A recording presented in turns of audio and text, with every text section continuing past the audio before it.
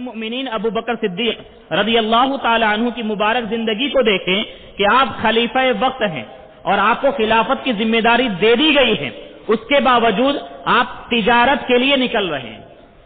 ایک دو دن نہیں بلکہ کئی دن آپ نکلتے رہے۔ عمر فاروق رضی اللہ تعالی عنہ آپ کو دیکھ لیے، تجارت کے ارادے سے آپ نکلے ہیں، آپ نے پوچھا کہ اے امیر المؤمنین خلیفۃ المسلمین کہاں کا ارادہ ہے؟ تو آپ یہ کہتے ہیں کہ میں تجارت کے ارادے سے نکلا ہوں۔ تو آپ نے یہ فرمایا کہ اگر آپ تجارت کریں گے تو مسلمانوں کی جو ذمہ داری آپ کے کندھوں پر دی گئی ہے آپ اسے سنبھال نہیں پائیں گے۔ تو آپ یہ کہتے ہیں کہ اگر میں تجارت کے لیے نہ نکلوں تو میں اپنا پیٹ اور اپنے اہل و عیال کا پیٹ کیسے بھر سکتا ہوں؟ یہ جذبہ ہے، یعنی اپنے ہاتھ سے محنت و مزدوری کریں گے، تجارت کریں گے اور اس سے جو کمائیں گے آپ یہ چاہتے ہیں کہ اپنے اوپر اور اپنے اہل و عیال پر خرچ کریں۔ تو فاروق اعظم رضی اللہ تعالی عنہ یہ فرماتے ہیں کہ آپ چلیے، آپ کو بیت المال سے وظیفہ مقرر کر دیا جائے گا اور ابو عبیدہ ابن جراح رضی اللہ تعالی عنہ آپ کے لیے وظیفہ مقرر کر دیں گے۔ تو دیکھیے وظیفہ مقرر کیا جاتا، کتنا مقرر کیا جاتا؟ ایک مہاجر جو صحابی رہے ہیں ان کا جو درمیانہ خرچ ہوتا ہے اس خرچ کو مقرر کیا جاتا، اس کے اعتبار ہی سے دیا جاتا۔ یہ نہیں کہ خلیفہ وقت ہے، اعلیٰ آدمی کے اعتبار سے، امیر کبیر کے اعتبار سے خوب مال بیت المال کا دے دیا جائے، ایسا نہیں، بلکہ ضرورت کے اعتبار سے متوسط جو خرچ ہوتا ہے ایک متوسط آدمی کا وہی دیا جاتا۔ اور کیا دیا جاتا ہے؟ کئی ایک کتابوں میں یہ آتا ہے کہ 2 چادریں دی جاتی ہیں اور اسی طریقے سے آٹا گوندنے کے لیے ایک لگن دے دیا جاتا ہے اور ایک اونٹنی دے دی جاتی ہے، اور یہ کہا جاتا ہے کہ سردی کے، جاڑے کے اور گرمی کے کپڑے دے دیے جائیں گے اور جب یہ پرانے اور پھٹ جائیں تب نئے کپڑے دے دیے جائیں گے۔ یہ ہے خلیفہ وقت کی زندگی۔ اور ابو بکر صدیق رضی اللہ تعالی عنہ اسی طور پر آپ اپنی زندگی گزارے، لیکن خوف خدا کا معاملہ یہ ہے کہ اس طور پر آپ نے زندگی گزاری اور اس قدر اعتدال کے ساتھ اور قناعت پسندی کے ساتھ آپ نے زندگی گزاری کہ ایک مرتبہ آپ کی اہلیہ محترمہ آپ کی بارگاہ میں اس خواہش کو پیش کرتی ہیں کہ میری تمنا اور خواہش یہ ہے کہ فلاں میٹھی چیز لے لی جائے۔ کوئی میٹھا ہے، کوئی میٹھی چیز کھانے کا دل کیا اہلیہ کا، تو انہوں نے اپنی خواہش کو اپنے شوہر ابو بکر صدیق رضی اللہ تعالی عنہ کی بارگاہ میں پیش کر دیا۔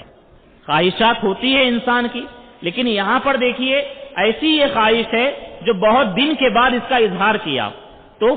امیر المؤمنین ابو بکر صدیق رضی اللہ تعالی عنہ نے فرمایا کہ میرے پاس اتنا پیسہ نہیں ہے،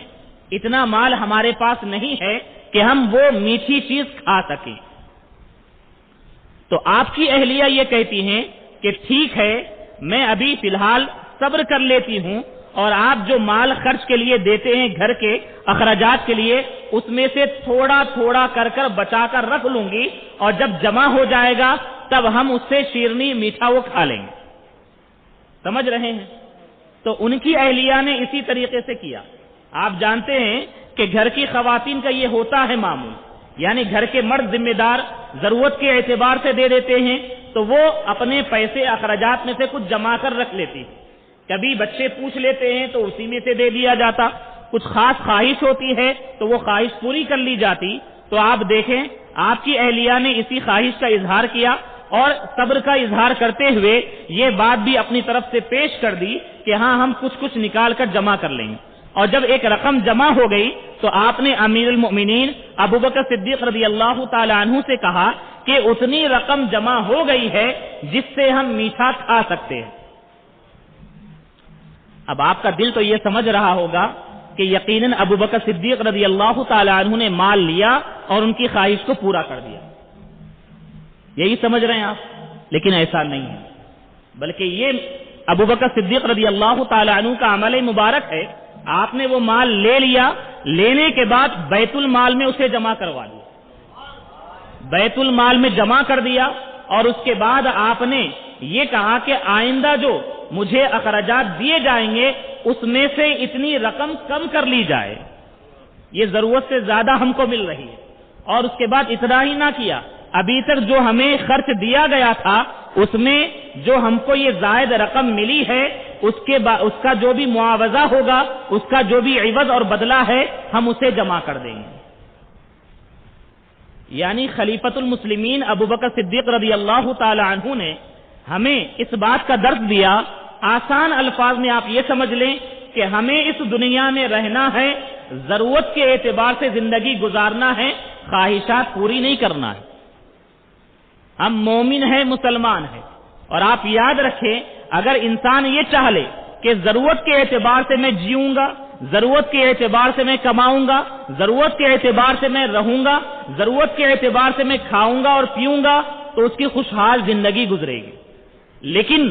خواہشات جب وہ کرنے لگے گا تو یاد رکھے انسان کی خواہشات ختم تو نہیں ہوگی، لیکن اس کی زندگی ضرور ختم ہو جائے گی۔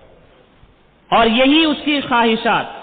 جب تک جائز معاملات میں دائرے میں رہتی ہے تب تو ٹھیک ہے، لیکن خواہشات بڑھتی جاتی تو شریعت اسلامیہ کا جو دائرہ ہوتا ہے، جو حدود اللہ ہوتے ہیں، اس کو پار کر دیتے ہیں، اور اس کے بعد حلال و حرام کی تمیز نہیں کرتے، اور پھر اپنی خواہشات پوری کرنے کی فکر میں لگے رہتے ہیں۔